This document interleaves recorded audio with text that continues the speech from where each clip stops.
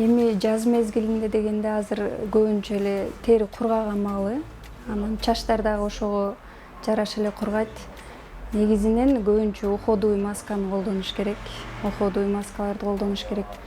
Анан уходуй маскага эми бюджетный состояниясы жетпесе, анда үйдө дагы колдончу эң арзан аптекаларда сатылуучу витаминный маслалар бар. Например, кокосовый масло менен касторовый масланы аралаштырып, после мытья чачтын учуна кадимкидей эле шылап туруп, 40 мүнөт кармап туруп, анан жакшы кылып таза кылып жууп койсо болот. Анан фирменный маскаларда обязательно уходовый маска алып колдонуш керек. Аны деле башты жуугандан кийин, шампунду таза жуугандан кийин чачтын длинасына гана сүртүп туруп, бир 3 мүнөт, 5 мүнөт кармап, бирок бир 2 чайкам чала чайкоо керек. Себеби кургаганда чач өзү эле түз болуп, уч кургаган чачтар биригип, жумшак болуп, жакшынакай болуп жылтырап калат да.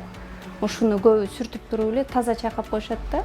Ал эми какач болуп, перхит болуп эме кылганда көбүнчө чачына түшө турган жакшы шампунь тандоо керек.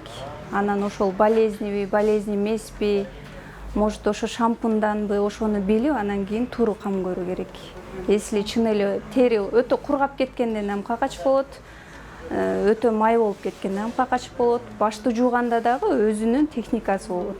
Башты жууганда дагы өзүнүн кожасын таза кылып жуу керек. Андан кийин чачтын өзүн жууш керек.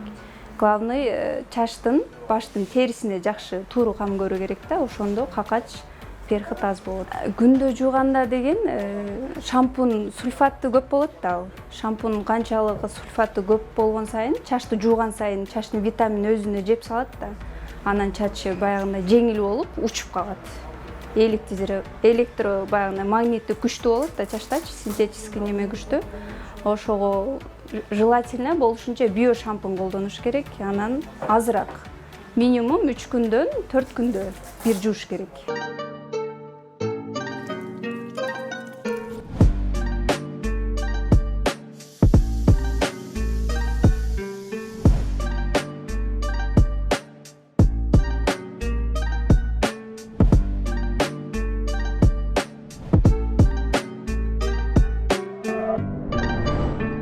Ак чач көбөйдү, ошого жараша да маскировка седины деп жанагындай бизде тренд болуп аткан айртач, милировка деген ошондой техникасы чыккан.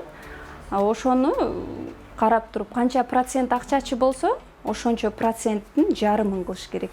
Ошондо ак чач менен, мисалы үчүн 50% ак чач болсо, 25-30% милировка кылып, үстүнөн для седины деген краскасы болот, өзүн ошого боеп койсок, 2 ай, 3 ай жүрүүгө болот. Чачты желательно ак чач болбосо, боебосо дагы болот.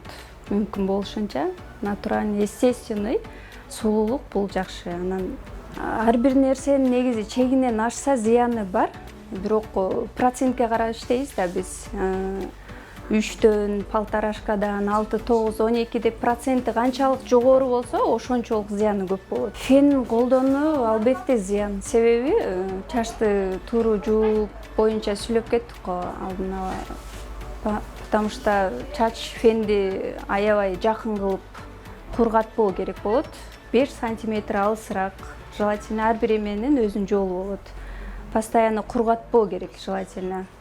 Чачтын учун аябай кургак кылып салат. Чач пышный дагы болот, волнистый дагы болот. Ошого жараша эң керамика, чисто керамика алыш керек. Термозащита обязательно колдонуу керек. Өзүнүн жолунда ыкмалары менен жакшы кылып колдонсо, чачын сактай алат, сактаса болот. Анан канчалык арзан үтүк болсо, ошол металлический неме болсо, чачты аябай өзүнө жабыштырып, кургатып, күйгүзүп коет.